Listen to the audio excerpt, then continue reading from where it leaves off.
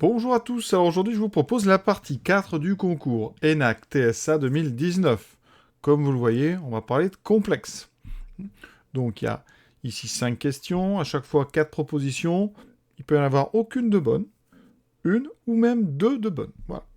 Donc voici les règles. On est parti, donc on vous donne deux complexes Z1 et Z2, vous voyez, ici. Hein, premièrement, forme exponentielle. Voilà. Lesquelles sont vraies, lesquelles sont fausses. On est parti.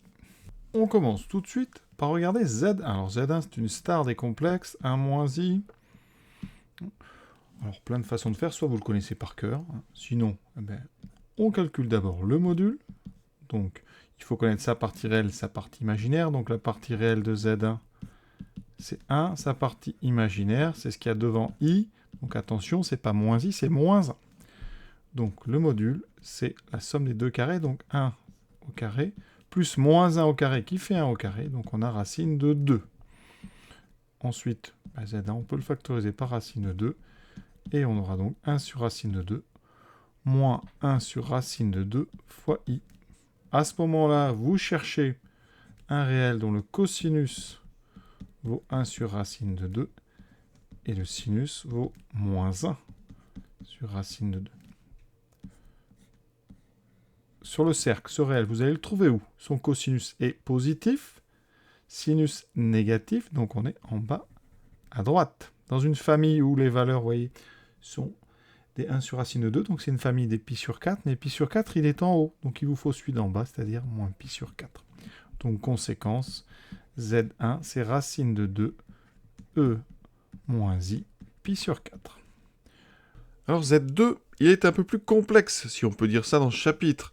On a donc un racine 6, un racine 2, donc on a des choses un petit peu plus difficiles à faire. On va le réécrire, donc racine de 6 moins I racine de 2 sur 2. Alors, bon, ce qu'il faut se douter, c'est qu'en général, les complexes qu'on vous donne, eh bien, ces complexes issus donc, de choses très connues, c'est-à-dire soit du racine de 2 sur 2, ce qu'on vient de faire avec pi sur 4, soit les autres avec du racine de 3 sur 2 et des demi. Donc l'idée, c'est souvent d'essayer de voir où sont cachées les racines carrées de 3. Et ici, vous voyez, racine de 6, c'est racine de 3 fois 2, donc c'est racine de 3 fois racine de 2. Donc, on a un petit racine de 3 qui est caché ici. Et ce qu'on voit donc, c'est qu'ici, on peut factoriser en haut par racine de 2. Ça fait racine de 2 fois racine de 3 moins i, et donc sur 2. Et dans les parenthèses, eh bien, c'est un complexe que normalement vous devez connaître. Racine de 3 sur 2 moins 1 demi de i. C'est quelque chose d'assez connu. On est dans les pi sur 6 ou pi sur 3. D'accord? Alors si vous n'arrivez pas à faire cette factorisation, ou vous ne la voyez pas, on calcule le module. Donc, le module, alors la partie réelle, c'est racine de 6 sur 2, d'accord? Je vais la noter ici. Et la partie imaginaire, c'est donc le moins, on ne met pas le i, surtout racine de 2 sur 2. Donc quand je calcule le module, j'ai racine carrée donc de racine de 6 sur 2 au carré, plus donc moins racine de 2 sur 2 au carré, je ne mets pas le moins, parce qu'au carré, on sait qu'il va s'annuler. Donc ici, disparaître. Donc racine de 6 au carré, ça fait 6. 2 au carré, ça fait 4. Racine de 2 au carré, ça fait 2. 2 au carré, ça fait 4. Il me reste racine de 8 sur 4. D'accord? Donc il reste racine de 2. Donc on l'a sur racine de 2. On passe à la deuxième étape. On va donc maintenant s'occuper des parenthèses. On sait qu'il existe un réel θ, tel que donc cos θ égale racine de 3 sur 2, et sinus θ égale moins 1 demi. Alors comme j'ai déjà un θ à côté, si on veut vraiment être rigoureux, on va prendre θ'. Position sur le cercle. Donc on regarde le signe. Cosinus positif, sinus négatif. Donc on est encore en bas à droite. Le quart inférieur droit. Dans une famille ici avec des racines de 3 sur 2. Donc on est assez à droite. Donc c'est pi sur 6. Mais sauf qu'on est en dessous. Pi sur 6, c'est celui qui est en haut, avec un cosinus racine de 3 sur 2. Donc nous, c'est moins pi sur 6. Conclusion. Eh bien, notre complexe, c'est racine de 2e moins i, pi sur 6. D'accord? Donc je note les deux.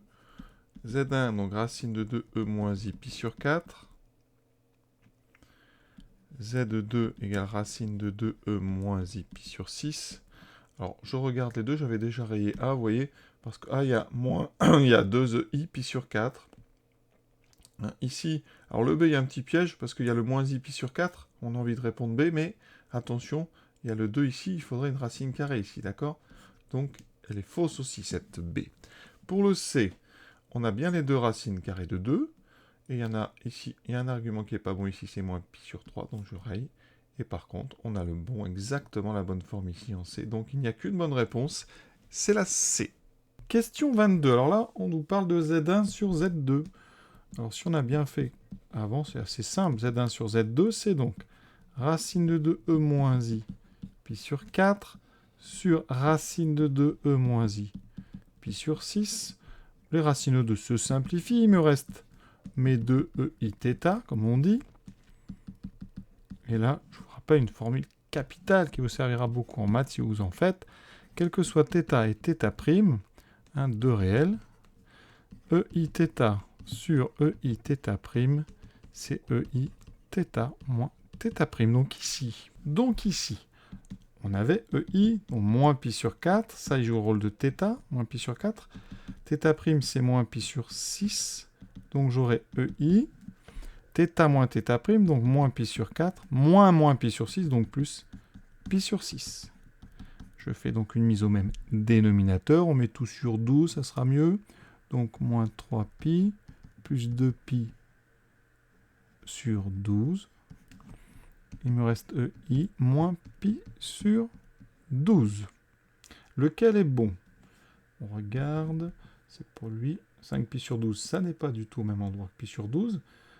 Donc c'est pas lui non plus, c'est le dernier. Voilà. Pi sur 12, c'est pas au même endroit, c'est en haut. 5pi sur 12, c'est aussi en haut. Donc il y a peut-être un moins, c'est en bas, mais c'est pas du tout au même endroit. Donc on élimine tout ça, c'est la réponse D. Question 23. Maintenant, on va parler de forme algébrique. Là, on s'est occupé de la forme exponentielle.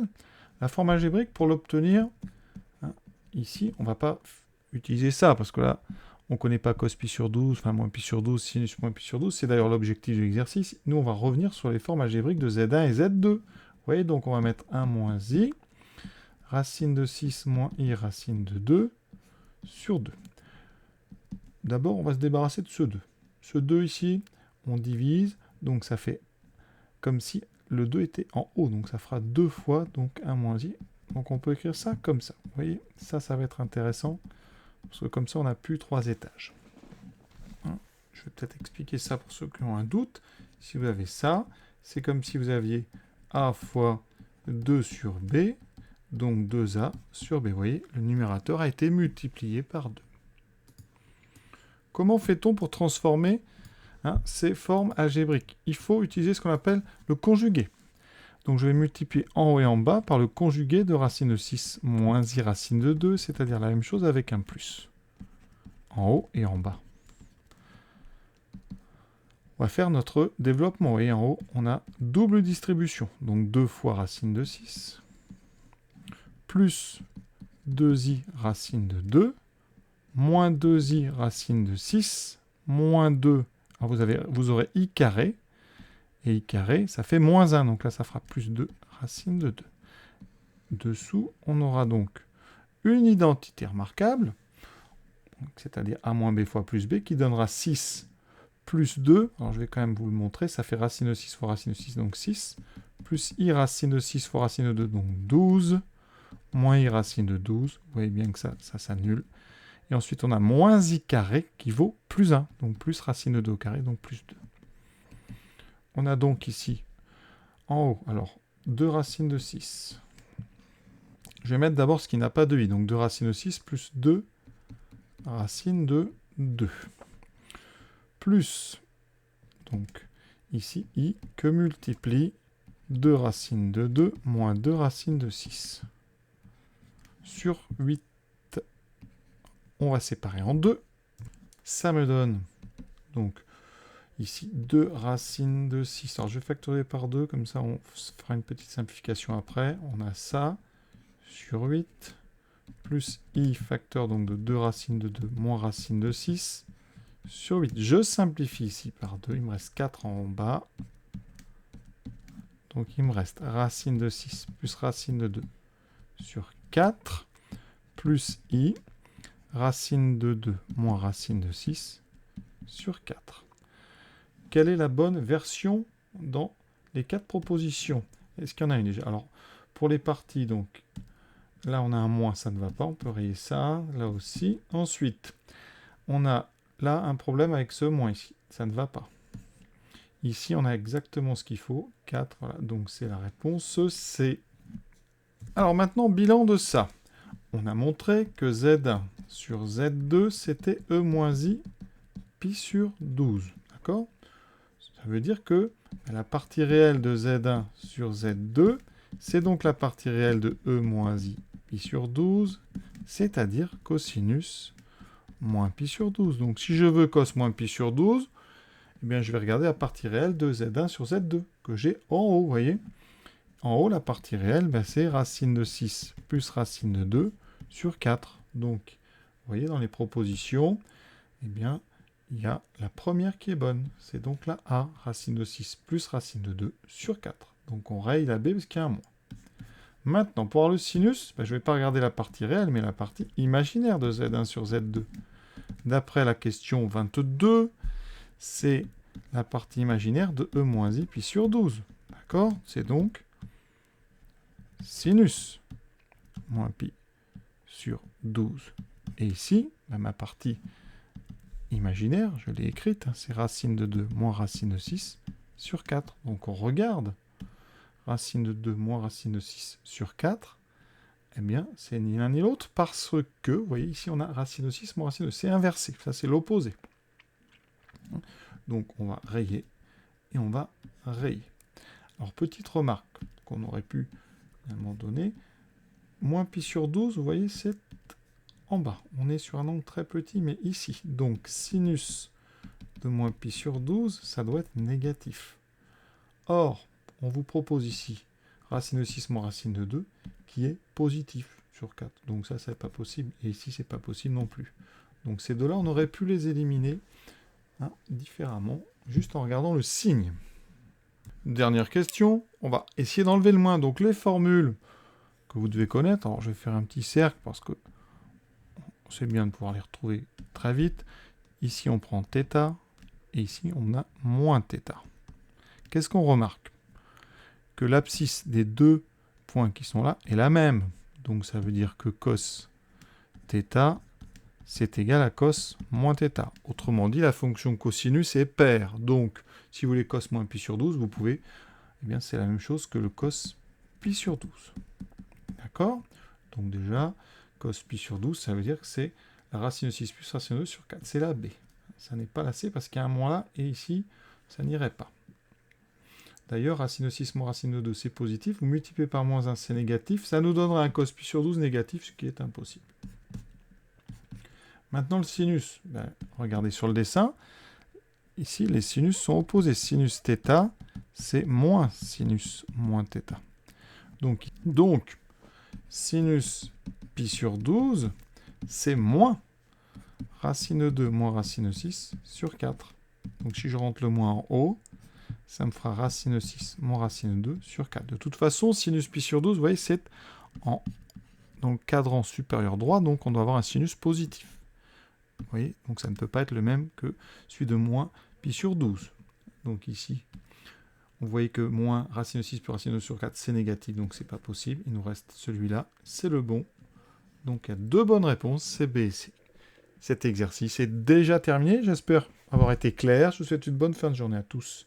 À bientôt.